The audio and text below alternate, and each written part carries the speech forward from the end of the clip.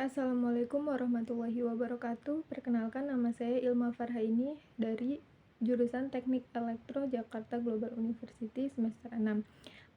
Kali ini saya akan mempresentasikan hasil dari proposal penelitian saya. Judul proposal saya kali ini adalah pengaruh sistem pendinginan berbasis air mengalir dan heatsink terhadap efisiensi daya keluaran pada panel surya. Untuk uh, yang melatar belakangi saya mengambil judul ini adalah pengoperasian modul panel surya biasanya dipengaruhi oleh beberapa faktor seperti radiasi matahari, suhu modul panel surya, solar altitude, dan solar spectrum.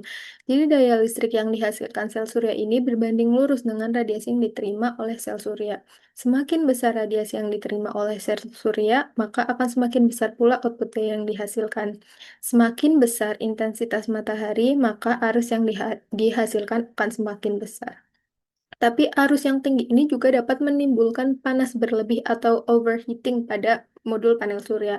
Nah, apabila fenomena ini terjadi dibiarkan secara terus-menerus, maka akan menimbulkan kerusakan pada sel surya dan dapat mempercepat degradasi material penyusunnya menjadi tidak tahan lama. Jadi, kenaikan suhu ini mengakibatkan tegangan rangkaian terbuka, daya dan suhu mengakibatkan efisiensi listrik panel surya menjadi turun. Jadi untuk menurunkan suhu permukaan dan meningkatkan efisiensi panel surya ini dapat dengan menggunakan sistem pendinginan. Salah satunya adalah dengan air.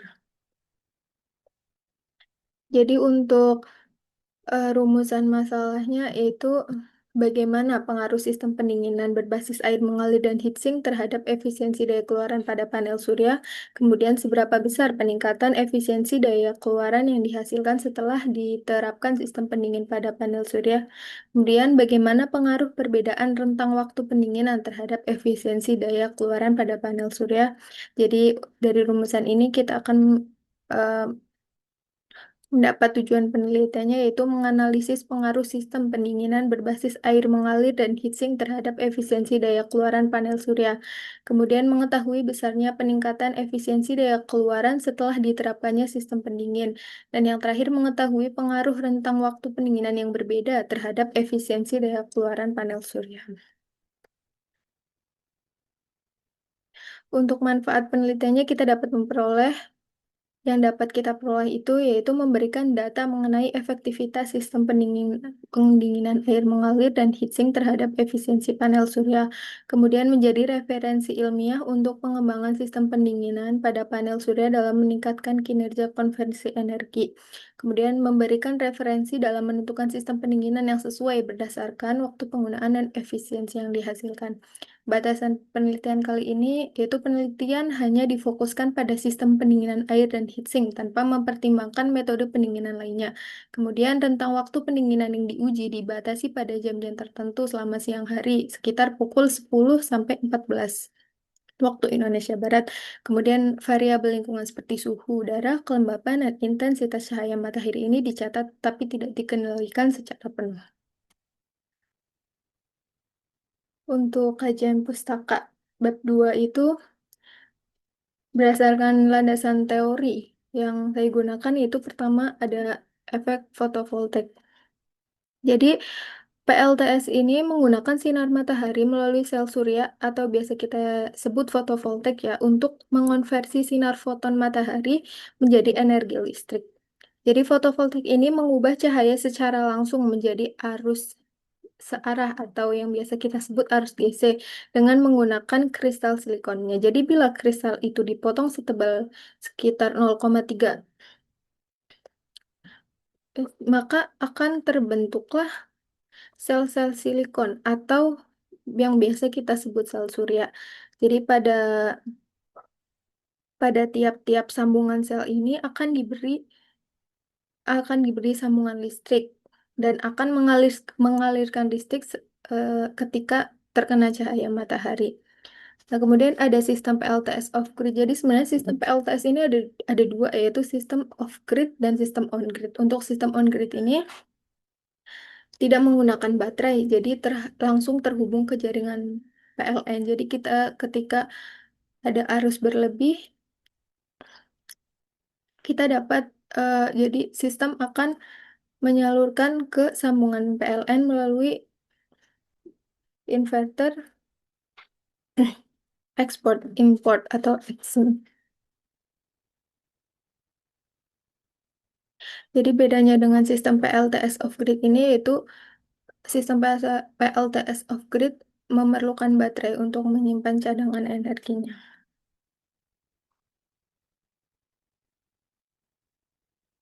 Untuk panel surya ini, panel surya yang biasa kita tahu ya, alat konversi energi cahaya matahari menjadi energi listrik atau gabungan dari beberapa sel surya. Jadi jenis panel surya yang umum digunakan itu ada monokristalin dan polikristalin, beberapa di antaranya. Jadi untuk monokristalin ini biasanya relatif lebih mahal, tapi efisiensinya lebih tinggi, namun sensitif terhadap suhu tinggi. Jika polikristalin lebih tahan terhadap suhu tinggi, namun efisiensinya lebih rendah. Kemudian ada solar surge control ini berfungsi untuk mengatur proses pengisian dan pengosongan baterai, memastikan arus dan tegangan yang masuk sesuai dengan kapasitas dan kondisi baterai. Jadi fungsi SCC ini untuk menghindari overcharging serta mengatur arus yang dibebaskan sehingga tidak terjadi over discharge. Kemudian ada baterai. Baterai ini yang tadi saya sebutkan bahwa untuk menyimpan energi listrik yang dihasilkan oleh panel setelah melalui SCC. Jadi energi yang disimpan di dalam baterai ini bisa digunakan ketika malam hari saat tidak ada matahari atau ketika kondisi minim cahaya matahari seperti kondisi mendung dan berawan. Kemudian ada inverter. Inverter ini berfungsi untuk mengubah arus DC yang dihasilkan oleh panel menjadi arus AC sesuai dengan kebutuhan beban listrik. Seperti yang kita tahu di alat-alat rumah tangga itu kebanyakan menggunakan arus AC. Nah, kemudian beberapa artikel ilmiah yang menjadi acuan saya dalam mengambil judul ini itu sebagai berikut.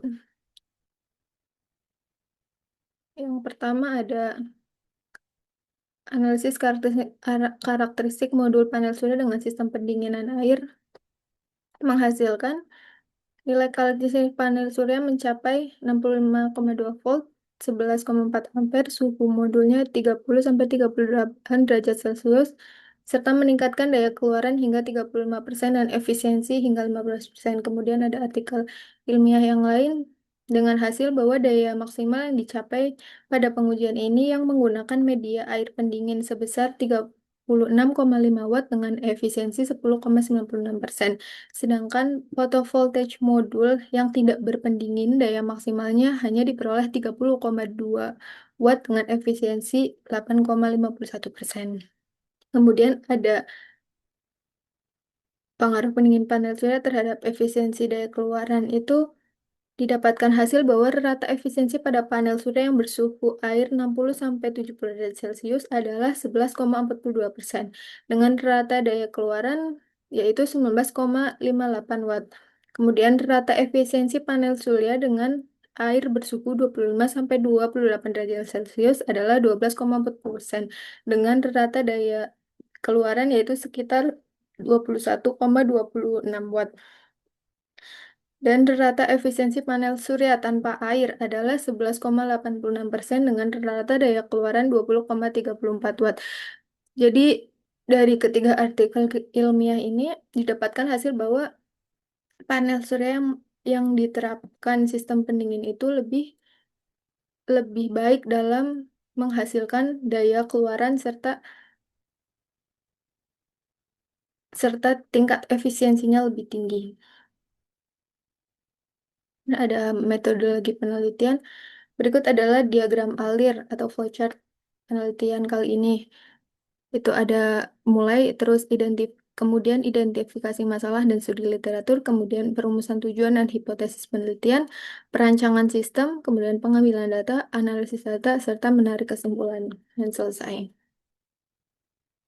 Jadi untuk lokasi dan objek penelitiannya ini ada di halaman Universitas Global Jakarta di Jalan Boulevard Grand Depok City.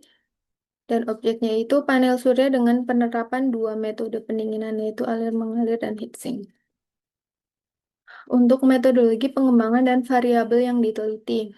Untuk metodenya eksperimen kuantitatif dengan pengamatan langsung terhadap kinerja panel pada masing-masing metode pendinginan. Untuk variabel bebasnya ada yang tanpa pendingin, kemudian panel dengan pendingin air mengalir dengan pendingin heatsink serta kombinasi antara air mengalir dan heatsink. Kemudian variabel terikatnya itu efisiensi daya keluaran panel surya dalam bentuk persentase. Kemudian variabel kontrolnya ada jenis panel surya, intensitas cahaya matahari, durasi waktu pengujian, serta alat ukur yang digunakan. Untuk teknik analisis datanya, itu dengan yang pertama perhitungan daya keluaran atau output.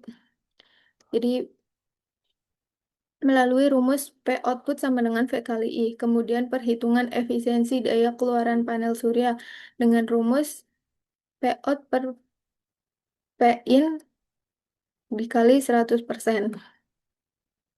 Kemudian ada perbandingan rata-rata efisiensi antar sistem pendingin.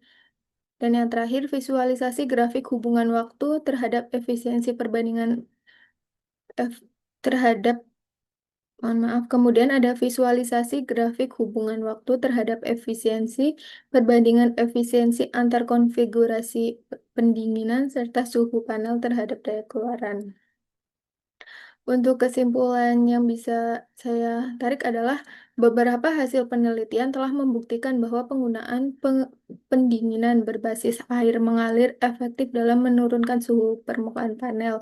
Jadi pada penelitian ini diharapkan heatsink mampu meredam panas secara pasifnya dari bagian belakang panel, sehingga kombinasi dari keduanya dapat memberikan hasil paling optimal dalam menstabilkan suhu dan meningkatkan kinerja panel surya. Sekian dan terima kasih. Demikian presentasi dari proposal penelitian yang bisa saya sampaikan. Kurang lebihnya saya mohon maaf. Assalamualaikum warahmatullahi wabarakatuh.